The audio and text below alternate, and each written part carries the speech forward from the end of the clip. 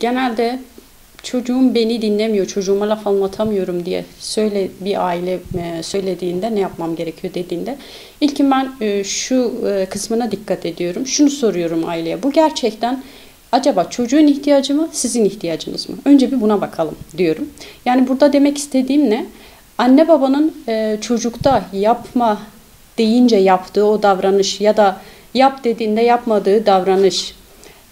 Aile bunu neden istiyor? El alem ne der? Kaygısıyla mı yapıyor bunu? Yoksa gerçekten bu çocuk için yapılması gereken ya da yapılmaması gereken bir durum mu? Bu gerçekten ailenin değerleri mi? Çocuğa gerçekten faydası olacak bir durum mu? Önce bir buna bakmanız gerekiyor diyorum. Eğer toplumda yani ailede toplum için toplum ne der, el alem ne der kaygısı varsa bu kaygıyla çocuğa bir davranışı yaptırmaya çalışıyorsa illaki çatışma çıkacaktır. Çünkü toplumu ikna etmek, daha doğrusu toplumun istediği şeyleri yerine getirmek çok zor. Çünkü herkes farklı bir şey bekliyor. Genelde aileyle zıtlaşan, ailenin istediği davranışlarını yerine getirmeyen ya da ailenin yapma dediği davranışları ısrarla yapan çocuklarda bu durum aslında bir yardım çığlığı da olabiliyor. Yani çocuk şunu söyleyebiliyor.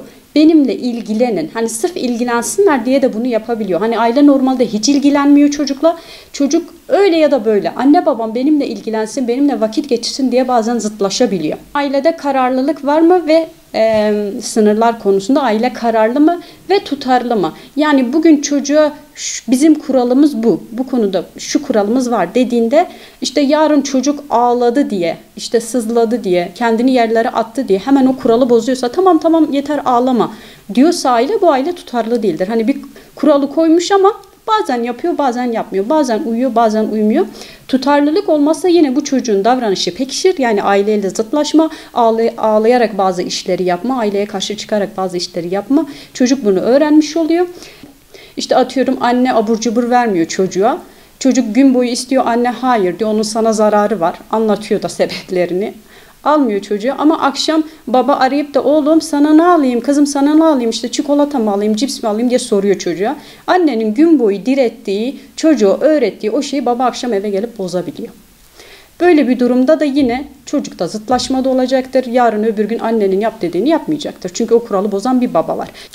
Bu sınırlar ve kurallar konusunda tabii şunu da ekleyeyim. Özel günlerde bazı sınırlar kaldırılabilir. Kurallar küçük bir seviyede çiğnenebilir. Böyle durumlarda da aile mutlaka çocuğa bunun sebebini söyleyecek. Atıyorum normalde çocuğa şeker yedirmiyor. Ama bayramda çocukların hepsi şeker topladığı için ve ortamda çocuk sürekli şeker gördüğü için bayram olduğundan dolayı şeker yiyebilirsin. Sen dilinin hiçbir şekilde kullanılmaması gerekiyor çocuğa. Yani çocuğun davranışını eleştirmek gerekiyor. Çocuğun kişiliğini değil de aileler bu noktada çok hata yapıyor. Bu yüzden çocuklar aileye karşı bir öfke geliştiriyor ve zıtlaşabiliyor aileyle. Yani şöyle işte sen zaten hep böylesin değil de sen bu davranışı yaptığında ben şöyle hissediyorum, mesela üzülüyorum gibi.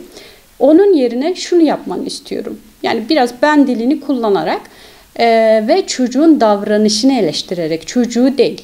Özellikle küçük gruplara hani ben dilinden de çok eylem dilini kullanarak, yani eylem dili dediğim şu, bunu yapmak doğru değil. Hani senin bunu yapman doğru değil, bunu yapmamalısın, sen suçlusun değil de işte atıyorum bu şekilde işte duvara vurman doğru değil. Aileler genelde kişiliğine saldırıyor. İşte sen hep böylesin, sen yaramazsın, sen aptalsın, sen işe yaramazsın gibi çocuğun kişiliğine yönelik laflar söylediklerinde çocuk doğal olarak ya zıtlaşıyor, öfkeye karşı öfkeyle tepki veriyor ya da ailenin o dediği role bürünüyor. Yani aile öyle bir düzen kuracak ki çocuğa da davranışlarının çoğu davranışında örnek olmaları gerekiyor. Onlar da yapacak ki çocuk da yapsın. Bir diğeri de yaş dönemi özelliklerini biliyorlar mı? Yani atıyorum 10 yaşında çocuğu var ailenin. Bir internete en basitinden 10 yaş dönemi çocuğun işte gelişim özellikleri, 10 yaş dönemi çocuğun işte bilişsel düzeyi gibi böyle arasalar internette çocuğun yaş dönemini ve özelliklerini yazsalar bir sürü şey bulurlar. Ergenlerde hep dışarıda herkes bana bakacak, herkes beni değerlendirecek, herkes benim güzel mi, yakışıklı mıyım diye bir değerlendirme yapacak kaygısı var.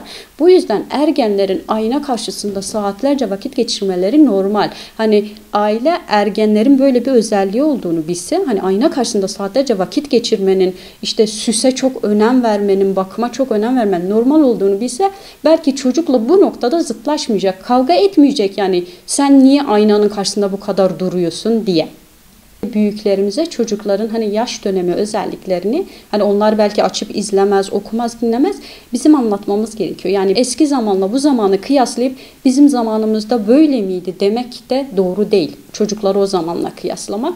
Çocuklar eğer bir davranışta kıyaslama yapılırsa, o davranış ne kadar doğru olursa olsun bunu yerine getirmezler. Özellikle ergenler. Atıyorum, anne kıza diyor ki işte teyzenin kızı böyle yapmıyor ama. Ya da işte oğluna diyor ki, baba diyor ki işte amcanın oğlu diyor sürekli diyor babasının işlerinde yardımcı oluyor. Sen bana hiç yardımcı olmuyorsun diye. Yani çocuğun yapacağı varsa da yapmaz. Kıyaslama yapıldığı için hem o kuzenine karşı bir öfke geliştirir, hem de bunu söyleyen, bu davranışı bu şekilde dile getiren anne babaya karşı öfke geliştirir. Bir de çocuğun zaten yapacağı bir davranışı önden söylemek, bu da çocukta tepki geliştiriyor. Çocuk bir işi yapmaya doğru giderken anne baba yapmayacakmış ön yargısıyla laflar söylerse o çocuk geri çekilir. Aile acaba çok fazla mı otoriter? Bir de bunu da söylerim. Hani aile bazen şunu yapmıyor, bunu yapmıyor, şunu yapmıyor. O kadar çok şey sayıyorlar ki söylediklerinde ben yoruluyorum.